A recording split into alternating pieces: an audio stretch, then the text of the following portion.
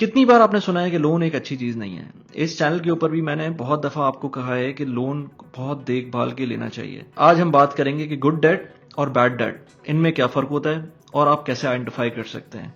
तो इस वीडियो को एंड तक देखें ताकि आपको पता चल सके कि बुरा लोन और अच्छे लोन में फ़र्क क्या है।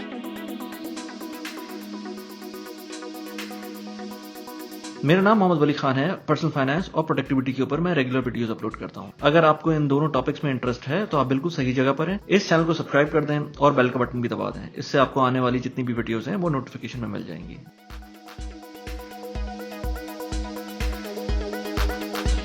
सो एज आई सेड, बहुत सारे लोगों से आपने सुना है कि लोन गलत चीज़ है, अच्छी चीज़ नहीं है। बट मैं देखता हूं कि लोन का इंस्ट्रूमेंट जिस तरह से यूज़ हो रहा है वो दोनों एंड के ऊपर एक्सट्रीम तरह से यूज़ हो रहा है। जो लोग लोन लेते हैं, जो लोग क्रेडिट कार्ड को यूज़ करते हैं, जो लोग तबाही मचा देते हैं लोन की दुनिया के अंदर, वो तबाही मचा देते हैं अपनी ज़िंदगी के अंदर भी।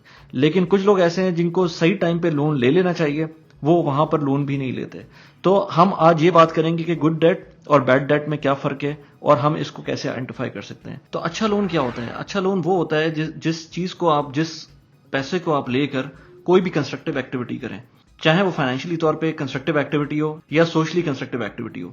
मसलन अब उसके अंदर अगर आप फर्ज करें घर के लिए लोन लेते हैं और आप गैम्बलिंग नहीं करते हैं, सिर्फ लोन लेते हैं अपने घर में रहने के लिए, तो वो एक गुड डेट होता है, यानी कि अच्छा कर्जा है। ये एक लॉन्ग टर्म का डेट होगा जो आप किसी गैम्बल के अंदर नहीं जा रहे। फर्ज करें आपकी घर की प्राइस कम भी हो जाती है, जो कि बहुत कम होता है कि इस तरह की घर की प्राइस कम हो जाए, लेकिन वेस्टर्न कंट्रीज के अंदर इस तरह होता है कि घरों की प्राइस कम हो जाए। लेकिन अगर कम हो भी जाए तब भी आपने, क्योंकि उसका होराइजन 25 ईयर्स 20 ईयर्स का लिया हुआ होता है, तो कभी ना कभी जाके उसकी प्राइस बढ़ जाएगी और आपको वो फायदा ही देगा और आपको रेंट से बचाएगा। इसके अलावा आप मॉरली देखें या आप फाइनेंशियली देखें, आप स्टूडेंट लोन एक कंस्ट्रक्टिव एक्टिविटी के लिए यूज होता है। यानी कि उससे एक बच्चा पढ़ता है, उससे वो स्किल्स लेता है, उससे वो सोसाइटी में अपना कंट्रीब्यूशन करता है, दोनों तरह से, फाइनेंशियली भी और मॉरली भी। तो स्टूडेंट लोन बहुत ही इंपॉर्टेंट है। अगर एक सही कैलकुलेटेड स्टूडेंट लोन लिया जा रहा है तो एक सही चीज है और उसके लिए आपको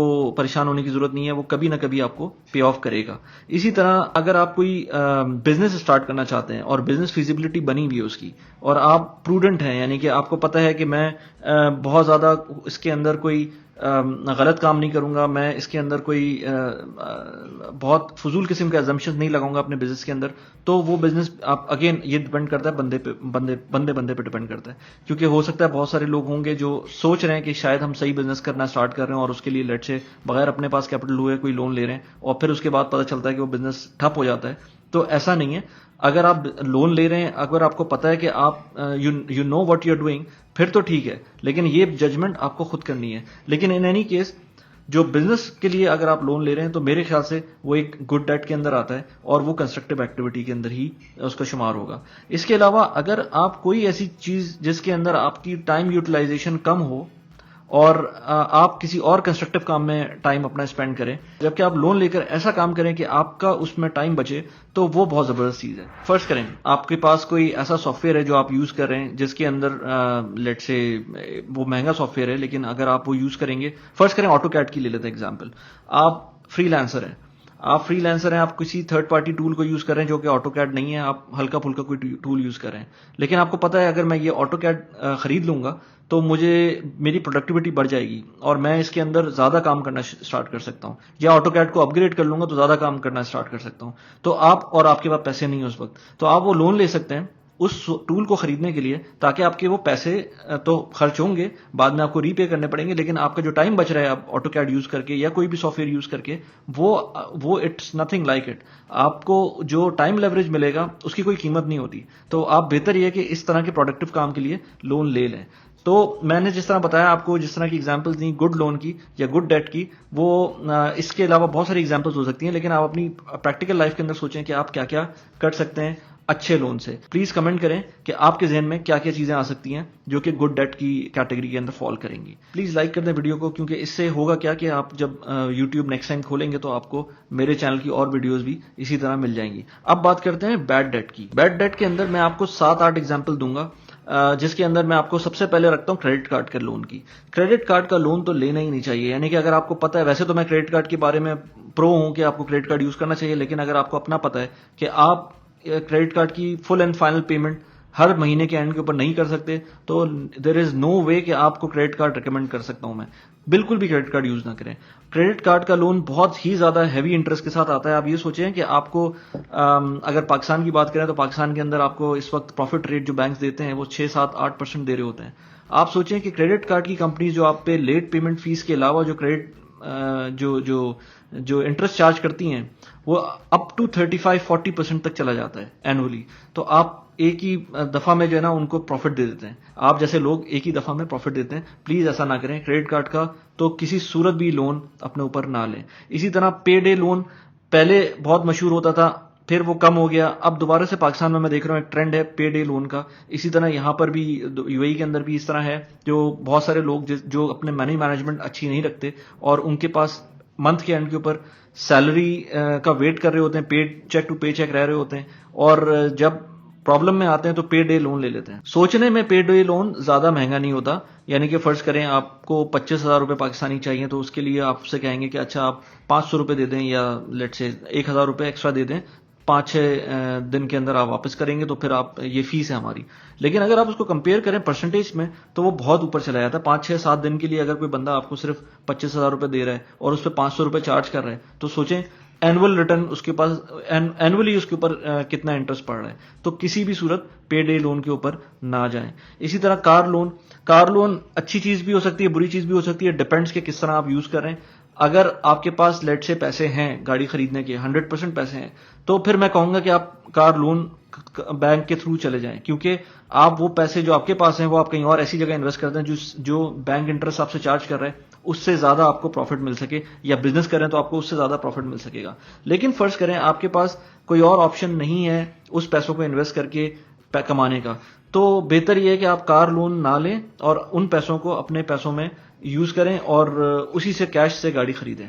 इसके अलावा यह कि अगर आपके पास पैसे नहीं है और फिर भी आपको गाड़ी लेनी है, फिर तो मैं कहूंगा हर सूरत में आप किसी सूरत भी गाड़ी ना लें, या गाड़ी ले रहे हैं तो हल्की गाड़ी लें, सेकेंड हैंड गाड़ी लें, सस्ती गाड़ी लें, क्योंकि आप किसी सूरत भी पैसे वो खर्च ना करें जो आपके पास नहीं है।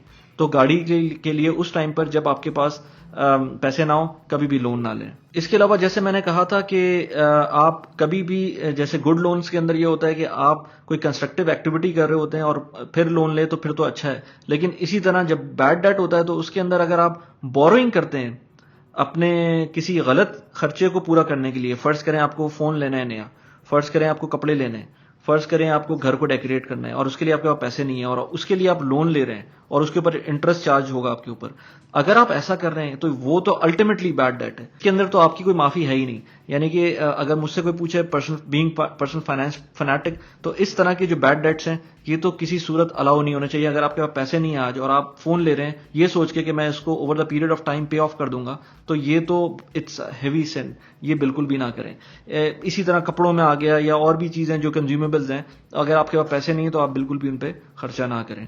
इसी तरह एक और बैड लोन की एग्जांपल कि अगर आपके ऊपर कर्जा चढ़ा हुआ है और फर्ज करें आपको कर्जा चढ़ा हुआ है 5% इंटरेस्ट के ऊपर, लेकिन अब आपके ऊपर जो अब आप कह रहे हैं कि एक और आपको क्रेडिटर जो है आपका वो प्रेशर कर रहा है कि भाई पैसे दो क्योंकि आप पैसे पे नहीं कर रहे। अब आप क्या करेंगे? अब आप तीसरे बंदे के पास जाएंगे, आप उससे बोलेंगे कि अच्छा यार मुझे पैसे दे दो, वो कहेगा अच्छा मुझे 10% प्रॉफिट पे चाहिए। आप कहेंगे ठीक है यार अभी तो दो ना, बात की बात में देखेंगे। आप उससे महंगा लोन लेकर अपना पुराना सस्ता लोन जो है वो पे ऑफ करेंगे क्योंकि आपके पास पैसे नहीं थे। आप एक कर्ज पे कर्ज ले लेंगे। ये भी अल्टीमेट सिन है, इससे भी आप अवॉइड करें। किसी सूरत भी अगर आपके पास कर्जा चढ़ा हुआ है, आप अगला कर्जा ना लें सिर्फ उस कर्जे को पूरा करने के लिए, किसी भी सूरत ना करें ये। आप किसी तरह भी कोशिश करके अपने कट डाउन द कॉर्नर्स करें या कुछ भी करें, बट मेक श्योर कि आप अगला कर्जा ना लें, जस्ट टू मेक श्योर कि आप पिछला कर्जा चुका रहे हो। किसी भी सूरत ये काम ना करें। इसी के साथ बहुत सारे लोग ये भी करते हैं कि इन्वेस्ट करने के लिए बोरिंग कर लेते हैं। ऐसा भी बिल्कुल ना करें, क्योंकि इन्वेस्ट करने के लिए कुछ टाइम पर तो जैसे घर ले रहे हैं तो उसके लिए बोरिंग कर सकते हैं, लोन से मॉर्गेज कर सकते हैं। लेकिन फर्ज करें आपके पास डाउन पेमेंट के पैसे नहीं है, या गाड़ी खरीदते वक्त आपके पास डाउन पेमेंट के पैसे नहीं है और आप डाउन पेमेंट के लिए भी बोरिंग कर रहे हैं, तो वो भी अगेन बिल्कुल गलत चीज है। इसके अंदर भी आपको जिस तरह से बाद में प्रॉब्लम होगी ना, जब आप डाउन पेमेंट की इंस्टॉलमेंट भी दे रहे होंगे और जो हाउस की मॉर्गेज है उसकी भी इंस्टॉलमेंट दे रहे होंगे, या गाड़ी की जो इंस्टॉलमेंट वो भी दे रहे होंगे, वो भी एक गलत चीज है। कभी भी डबल लोन ना लें। तो यानी कि एक ही चीज के ऊपर 2 दफा आपने डाउन पेमेंट के ऊपर अलग लोन ले लिया और जो उसकी मंथली इंस्टॉलमेंट पे अलग से लोन ले लिया। इसी तरह बहुत सारे लोग करते हैं कि अगर कोई चीज इन्वेस्ट करनी है, फर्स्ट करें स्टॉक मार्केट में इन्वेस्ट करना है और उनके पास पैसे नहीं है, वो भी बोरोड मनी के थ्रू इन्वेस्ट करते हैं। उसमें 2 तरह के लोग होते हैं बाय द वे। उसमें कुछ लोग होते हैं जो पर्सनल लोन ले लेते हैं और स्टॉक मार्केट में इन्वेस्ट करते हैं, और कुछ लोग होते हैं जो लेवरेज पे काम करते हैं। अगर आप चाहते हैं कि मैं लेवरेज पे वीडियो बनाऊं तो आप प्लीज मुझे बताएं, मैं लेवरेज पे भी वीडियो बनाऊंगा, क्योंकि एक बहुत ही खतरनाक चीज है लेवरेज, जो कि अगर आपको नहीं पता तो बिल्कुल भी उसमें एंटर नहीं होना चाहिए और उसको अवॉइड करना चाहिए हर सूरत में। ये भी उसी की टाइप है कि अगर आप इन्वेस्ट करना चाह रहे हैं और बोरो करके कोई इन्वेस्ट करना चाह रहा है तो वो बिल्कुल भी ना करें। कैसी लगी आज की वीडियो आपको, प्लीज मुझे बताइएगा। लाइक कर दें वीडियो को, सब्सक्राइब कर दें चैनल को। Thanks a lot, bye bye.